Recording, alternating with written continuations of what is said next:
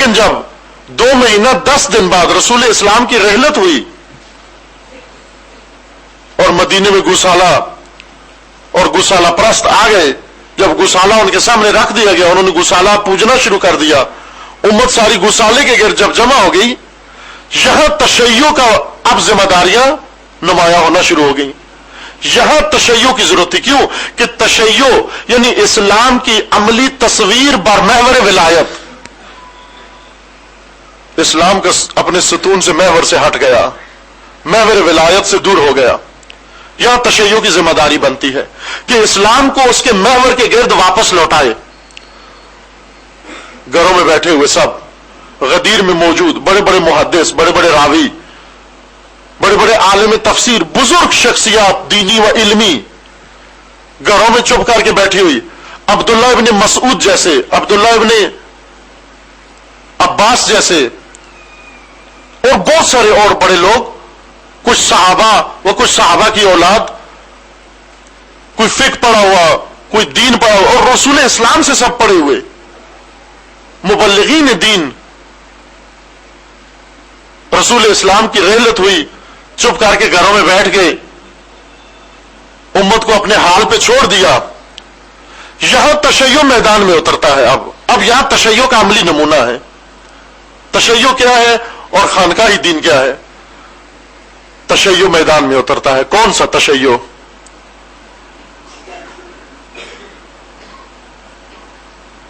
ایک خاتون،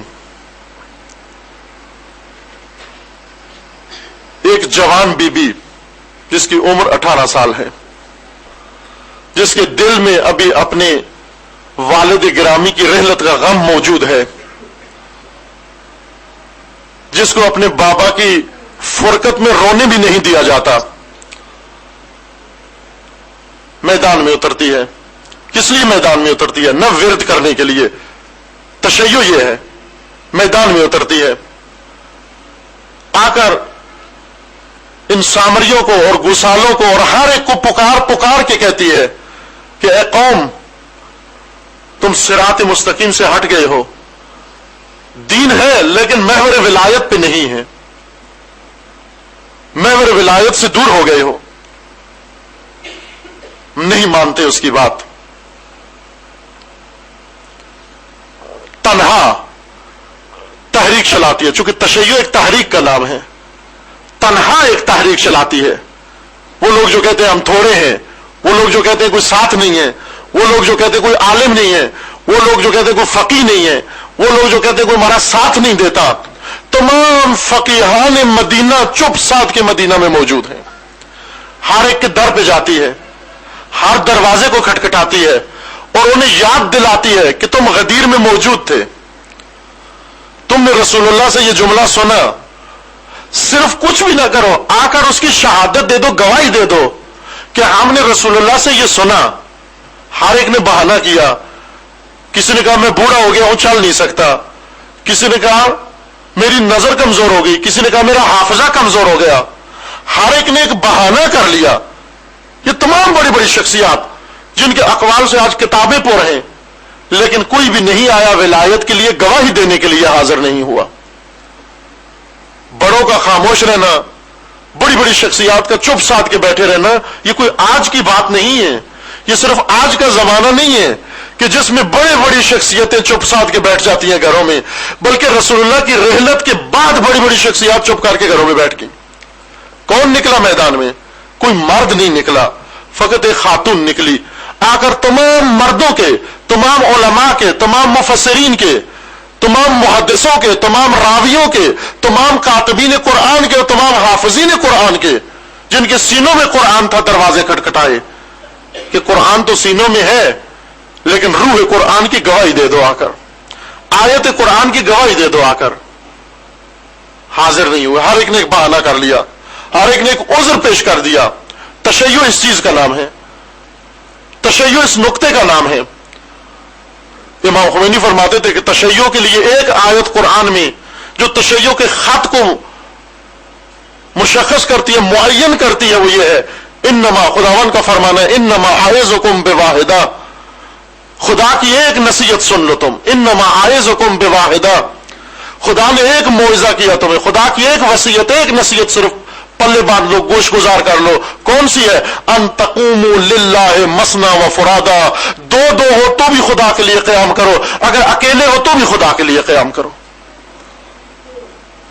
ایک وصیت ہے خدا کی تمہیں کہ اللہ کے لیے قیام کرو. دو ہو تو بھی قیام کرو، اکیلے ہو تو بھی قیام کرو. یہ حافظ قرآن کے دل میں یہ آیت موجود ہے، لیکن ایک خاتون دروازہ کھٹکھٹا کے ان کو بتا رہی ہے ان تقوموا للہ مثنا و فرادا. اگر کوئی مرد نہیں ہے تو عورت قیام کرے کم از کم.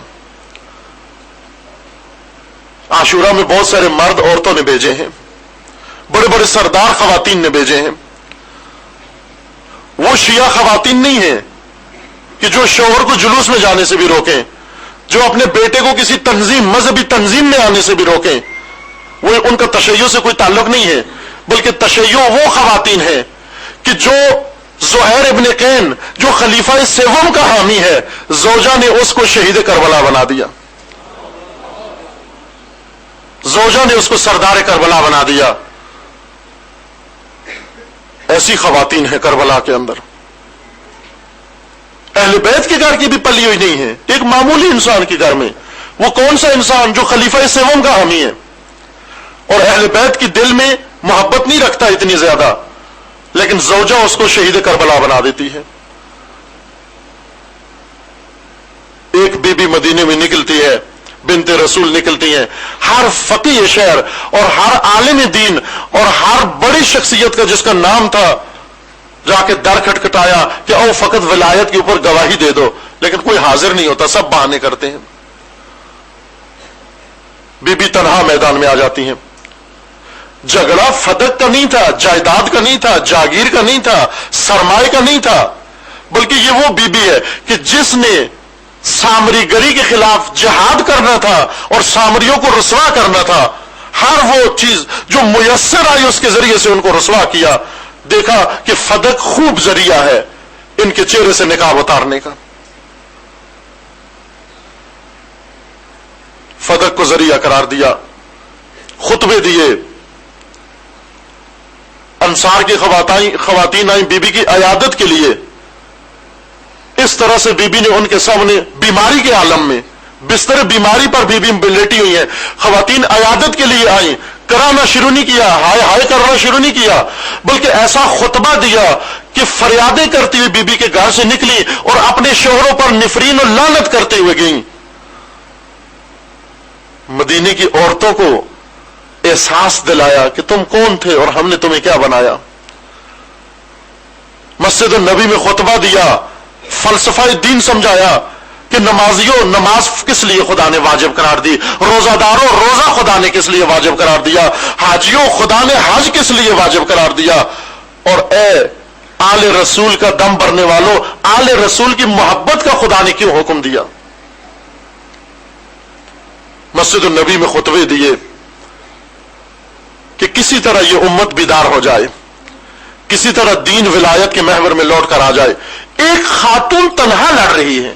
اب یہاں ایک سوال اٹھتا ہے، ہر ایک کے ذہن میں، پوچھتے بھی ہیں، اس وقت مجھ سے بھی پوچھتے ہیں، مجھ جیسوں سے بھی پوچھتے ہیں کہ بی بی جب میدان میں نکلی تو امیر المومنین کیوں نہیں نکلے. ایک سوال ہے نا ذہنوں میں، خصوصاً جب گھر میں آئے، حملہ کیا، آگ لگائی، در جلایا اور حضرت بطول کا پہلو زخمی کر دیا، پھر بھی علی کیوں نہیں اٹھے. بس کہتے ہیں اس قسم کا شبہ ڈالتے ہیں، کیوں نہیں اٹھے؟ اس لیے نہیں اٹھے. سنیے اس جملے پر غور فرمائیے. اس لیے نہیں اٹھے کہ دنیا کو یہ بتانا تھا ولی خدا موجود ہے، رکن دین موجود ہے. رکن دین رسول اللہ نے غدیر میں سمجھا دیا تھا. اب دوبارہ ولایت کا کردار دوبارہ نہیں ادا ہونا تھا. رکن دین غدیر میں بیان ہو گیا، اب باری تشیع کی تھی. ولی نے اپنا کام کر دیا، اب نوبت تشیع کی تھی. اب تشیع ثابت کرنا تھا. علی علیہ السلام کا ہاتھ شمشیر پہ گیا لیکن روک دیا گیا. کس نے روکا؟ نہ زوجہ نے روکا. چونکہ اس دن زہرا زوجہ علی نہیں بلکہ شیعہ علی بن کر آئیں، شیعہ علی بن کر آئیں۔ اس لیے یہ سنت قائم کرنے کہ اگر علی ولایت کے دفاع میں خود شمشیر اٹھائیں تو سارے زمانہ غیبت میں چپ بیٹھے رہیں گے کہ نظام ولایت کے لیے ولی خود ظہور کرے، خود لڑے، خود طاغوت نابود کرے اور آ کر خود ہمیں بھی نجات دے، خود بھی نجات پائے۔ یہ تصور انتظار باطل ثابت کرنے کے لیے حضرت زہرا میدان میں اتری کہ جب ولی پہ آ جائے، ولایت پہ گرا ہو جائے تو شیعہ کی ذمہ داری ہے، نہ ولی کی ذمہ داری ہے۔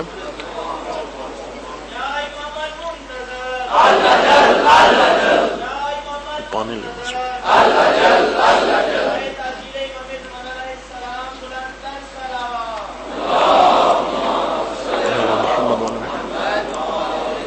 شیعہ بن کر آئیں، علی میری باری ہے۔ ولایت کا رکن لوگوں کو سمجھا دیا گیا، میں تمام دروازے کھٹکا کے آئی، کوئی بزرگ شہر، کوئی بڑا دین کا بڑا جنہوں نے دین کو اپنے نام لکھوا لیا، جن کے مالک بن بیٹھے اور دین کے ذریعے سے نام پایا، کوئی بھی سامنے نہیں آ رہا۔ آپ کی باری نہیں، میری باری ہے۔ یعنی یہ بتانا چاہتی تھی کہ کس طرح سے دین کو ولایت کے گرد لانے کے لیے شیعہ کی ذمہ داریاں کیا بنتی ہیں۔ انما اعظکم بواحدہ، خدا کا فرمان ہے کہ میں تمہیں ایک وصیت کرتا ہوں بس، اور وہ وصیت یہ ہے ان تقوموا للہ مثنی و فرادا، اللہ کے لیے قیام کرو، دو ہو تو بھی قیام کرو، اکیلے ہو تو بھی قیام کرو، اگر ایک خاتون ہو تو بھی قیام کرو، اگر ایک مرد ہو تو بھی قیام کرو۔ تشیع ولایت کے لیے قیام کا نام ہے۔ حضرت زہرا کیوں اٹھی؟ معلوم تھا کیا ہوگا، میں کہ آشنا نہیں تھی، جانتی تھی کیا ہوگا۔ آئیں، ولی کی محافظ بنی، نظام ولایت کا پرچار کیا، نہ اپنے شوہر کی حمایت کی۔ یہ نہیں ہے عنوان یہاں پر، شوہر کی حمایت کا عنوان نہیں ہے، یعنی بیوی شوہر کے لیے نہیں لڑ رہی بلکہ شیعہ ولی کے لیے لڑ رہا ہے۔ اس دن حضرت زہرا شیعہ بن کر آئی سامنے۔ عمر گزر گئی زہرا زہرا کرتے ہوئے یا فاطمہ کرتے ہوئے، لیکن کیا کام لیا فاطمہ سے آج تک؟ وہی کام لیا جو بنی اسرائیل نے موسیٰ سے لیا۔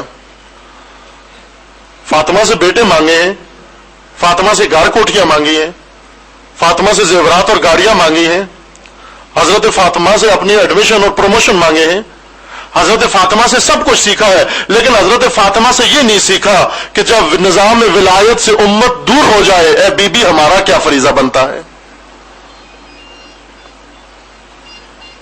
ہمیں کیا کرنا ہے اس دن۔ ایک شیعہ کو اس دن کیا کرنا چاہیے؟ اس دن فاطمہ شیعہ تھی، شیعہ علی۔ اس دن کا تقاضا کیا تھا؟ اس دن کا تقاضا یہ تھا کہ تنہا آ جاؤ اس پوری قوم کے مقابلے میں، اس امت کے مقابلے میں۔ اگرچہ بظاہر مسلمان ہیں لیکن ایسے مسلمان ہیں جو ولایت سے دور ہیں، ان کو سمجھاؤ، ان کے دروں پہ جاؤ، اگر در نہ کھولیں ان کے مقابلے میں قیام کرو، اور اتنا قیام کرو کہ اگر یہ آپ کے گھر پر حملہ بھی کر دیں ان کے مقابلے میں تسلیم نہیں ہونا۔ در جلایا، در گرا، حضرت سیدہ کا پہلو زخمی ہوا، لیکن جب دیکھا کہ ولی خدا کو پکڑ کے لے جا رہے ہیں، وہی ہاتھ جو زخمی پہلو پہ رکھا ہوا تھا اپنا درد زخم بھول گیا، درد پہلو بھول گیا، اور وہ ہاتھ اٹھا کے دامن ولی پہ رکھ دیا، اور اس ہاتھ کو نہیں چھوڑا۔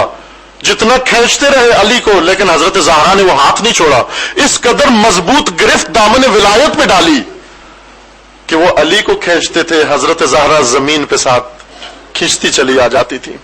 جب چند قدم کھینچ لیا، دیکھا یہ عجب شیعہ ہے، یہ عجب شیعہ ہے، یہ اپنے مولا کا ہاتھ نہیں چھوڑے گی۔ وہ لعین خود کہتا ہے کہ میں نے دائیں دیکھا، بائیں دیکھا، قریب کھڑا ہوا کنفذ موجود تھا، اس کی کمر بند پہ تازیانہ اٹکا ہوا تھا، میں نے تازیانہ اٹھا کر ہوا میں لہرایا، ہوا میں لہرا کر اس زور سے دست اقدس دختر نبی پہ مارا، یہ شیعہ ہے۔ دیکھنا چاہتے ہو شیعہ علی کا کیسے ہوتا ہے؟ علی کے شیعہ کا ہاتھ اگر دامن علی پہ آ جائے، اس ہاتھ کو کاٹا تو جا سکتا ہے لیکن چھوٹتا نہیں ہے۔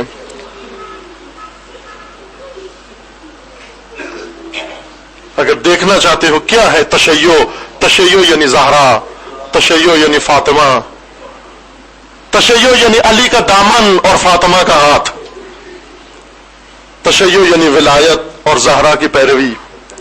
خود بھی معصومہ ہیں، خود بھی معصومہ ہیں، لیکن ایک معصوم دوسرے معصوم کا شیعہ بن جاتا ہے۔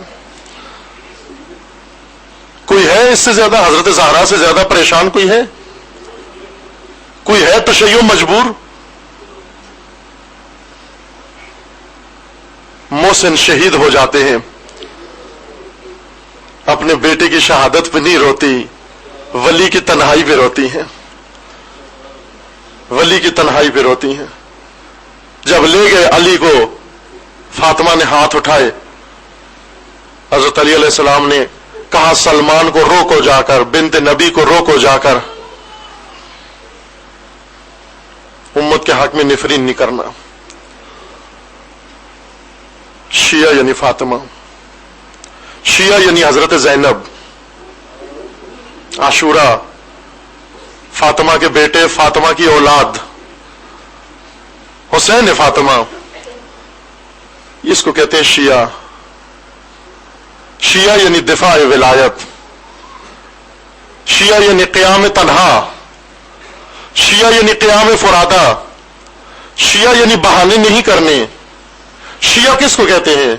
شیعہ اس کو کہتے ہیں کہ اگر شب عاشور چراغ بجھا دیے جائے، اس کو جنت دے دی جائے، جنت کے تصور سے اپنے امام کو ترک نہیں کرتا۔ شیعہ جنت کے لیے امامت کی طرف نہیں آتا، شیعہ جنت کے لیے ولایت کے پرچم کے لیے نہیں آتا۔